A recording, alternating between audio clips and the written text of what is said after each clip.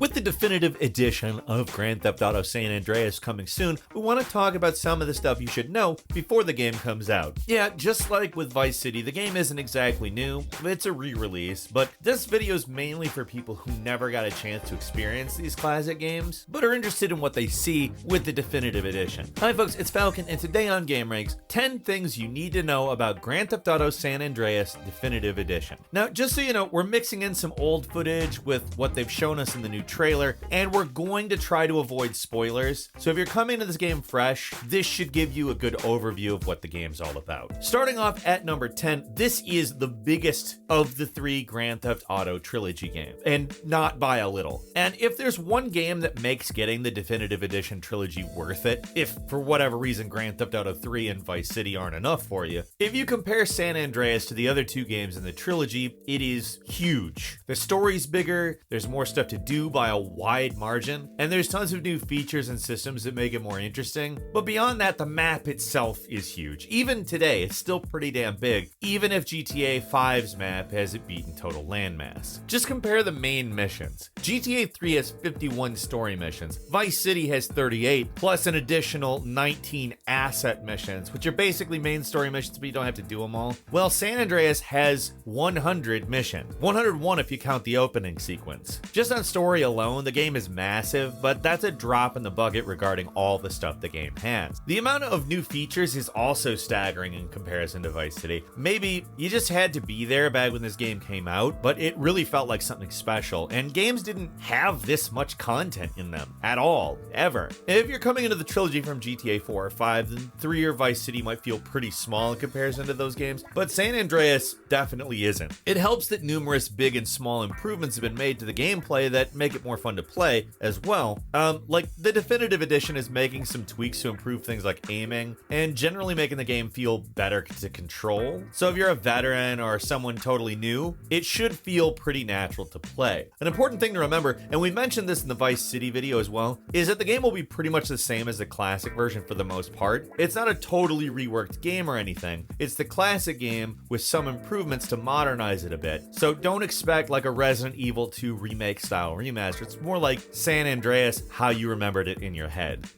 At number 9, getting fat is a thing. If there's one thing anybody knows about San Andreas, it's this, right? One of the more interesting things about this game is all the ways you can customize your character. In a lot of ways, it's more in-depth in this game than any other Rockstar game. If you work out, CJ will build up muscle, which doesn't just make him look tougher, it actually gives him more health, improved stamina, and more sex appeal, which, yeah, is a real stat in this game. On the flip side, if you eat too much, CJ can get fat, like really fat. You have to go out of your way to do it. A lot of burgers have to be eaten to get huge, but you can if you want, and it's, again, not just a cosmetic thing. After making CJ fat, it has some negative side effects, like your stamina's worse, you're slower at doing certain things like climbing fences, and characters will even comment on CJ's weight at certain points. Dude, you're letting yourself go! It's usually something small, but it's really, really funny when it happens. At number 8, the 90s setting is still unique even now. Even though Vice City was pretty ahead of the curve on 80s nostalgia, we've seen a ton of movies and games set during that time period. On the other hand, the setting of San Andreas, which is the early 90s, still isn't something you see that often, and it still feels unique. Out of all the games Rockstar has made, you can tell they really have a lot of love and appreciation for this time period, both in movies and in culture. One of the big highlights of the game is the story. You play as Carl Johnson, mostly referred to as CJ, who moves back to the city of Los Santos after his mom died. From there, he meets back up with his old crew, his older brother Sweet, Ryder, and Big Smoke. Together, they start building up their gang, the Grove Street Families, and things just get crazier from there. Another big highlight is Samuel L. Jackson's awesome bad guy, Frank Tenpenny. Definitely one of the best bad guys in any video game. Even if you don't care about the story in GTA games, it's worth playing through at least once, because there's a lot of cool stuff that goes down. Also, the soundtrack, like with Vice City, is one of the best things about the game. Hopefully most of it remains intact with the Definitive Edition, just like what we said with Vice City, but we do not know how much the original music will be here. Hopefully we get to keep killing in the name of, though. And number 7, there's a ton of things to do. Like seriously, the amount of stuff you can do in this game is incredible. Not all of it is great, but it's cool that all these options are there. You can buy new clothes, you can change your outfit, you can play basketball and pool, there's arcade machines, gambling machines, the list just goes on and on. And of course, like a lot of the side missions are still here too. Stuff like Vigilante, where you steal a police car, or a Paramedic, where you take an ambulance. But there's a lot of new stuff too, like these burglary missions you can do at night, which are actually fun and a pretty easy way to make money. You just get in one of these vans at night, sneak into any available house, and take anything of value you can get in the time limit. There's so many more things to do out there, but these are just a few examples. At number 6, it's got the most varied map in the classic trilogy. The most mind-blowing thing about San Andreas back when it first came out was that it didn't take place in one city. It actually took place in an entire state with 3 major cities in it. That's still really impressive even now. The cities themselves aren't that big in comparison to Los Santos and GTA 5, but they make up for it by having a ton of variety. Like first there's a city you start in, Los Santos. It's got everything you would expect in a city modeled after LA, including a big Vinewood sign. There's a ton of rural country with some small towns dotted around. These places are all pretty small, usually a few blocks, but there's so many little towns dotted around in the country that it makes the game feel much bigger, despite being not as large as GTA 5. The second city, San Fierro, is modeled after San Francisco, and it's got all the hills you would expect. To the northeast is Las Venturas, which is modeled after Las Vegas, and it's a city filled with casinos and tourists and surrounded by deserts. There is so much variety to this map that it is just incredibly fun to explore, much so that people would obsess over possible secrets hiding somewhere in the wilderness. With improved textures and denser foliage in the definitive edition, it's gonna look bigger than ever. Just be careful where you fly.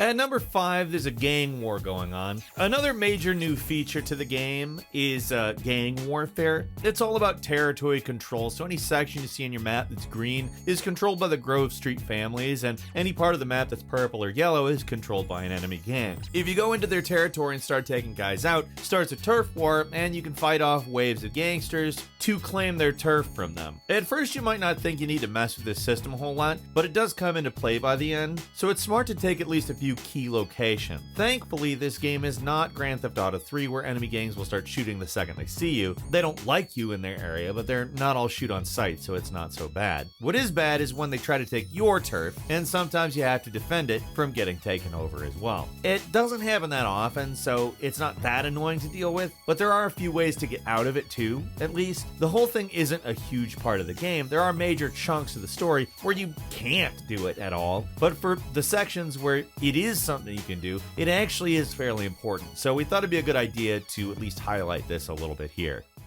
At number 4 is graphic improvements. Now, all 3 games in the trilogy obviously are going to look better with the definitive edition, but San Andreas will probably benefit from these improvements the most. It's already the best looking game out of the 3 of them, and changes to the character models seem a little less jarring compared to what we've seen in 3 and Vice City.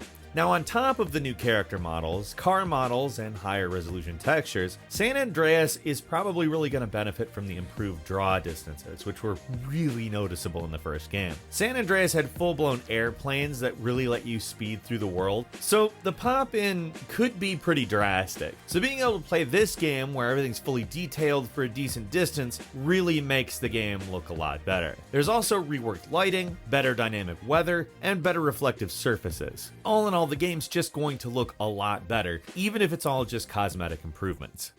At number 3, you can improve your stats. Now, the fat and hunger meters are probably the 2 most memorable stats in the game, but there are a ton more. There's stamina, which they finally just display and can be improved by running around or working out. There's respect, which is both a sign of your progress because you get it for finishing main missions, but it also allows you to recruit Grove Street family followers, which is useful. There's also vehicle skills. The more you drive certain kinds of cars, the better your handling gets. One funny detail is they actually make it so Carl animates differently depending on his driving skill. If it's low, he looms back while he's backing up. If it's high, then he just uses the rear view mirror. It's a small detail that most people probably don't notice, but this game is filled with little things like that. There's also gun skills. Almost every gun has a handling stat associated with it. The more you use that gun, the better you get with it. You shoot more accurately, you can move around faster, and in some cases you can even dual wield some of the guns if you get good enough enough with them. There's just so many little systems in San Andreas that are interesting to me. I think this kind of stuff adds a lot to the game, and even though you can go through the entire game without noticing any of it, it's really cool that it's there. At number 2, you can get a girlfriend. This is kind of a wild feature.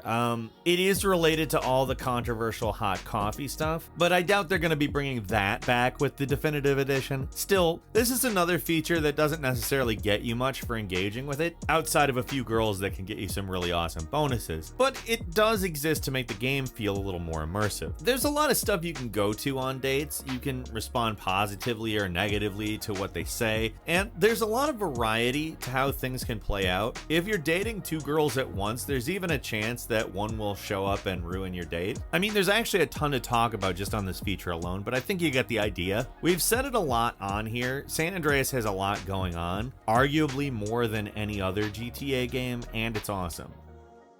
And finally, at number 1, the housekeeping. This includes a release date, times, etc. The definitive edition of San Andreas comes out the same time as the rest of the trilogy. You can buy it on November 11th on PlayStation 4 and 5, Xbox One, Series X, and on Switch. On PC, it's releasing on the Rockstar Game Launcher app. It'll also be releasing digitally on mobile platforms like iOS and Android sometime in 2022. One cool thing about San Andreas is it's the one game in the trilogy coming to Xbox Game Pass, so if you've got that, you can play using that service. So if it's the only game in the trilogy you're actually interested in, it's something to consider. Regarding PC requirements, and we mentioned this in our Vice City video, but the game requires Windows 10, which is a little annoying, and it takes up 45 gigs of disk space for the entire trilogy. The enhanced textures do not come cheap. There's also a physical version of the game coming out December 7th for the PS4 and Switch. At the most, we have no idea what the performance on these games is going to be like on the Nintendo platform,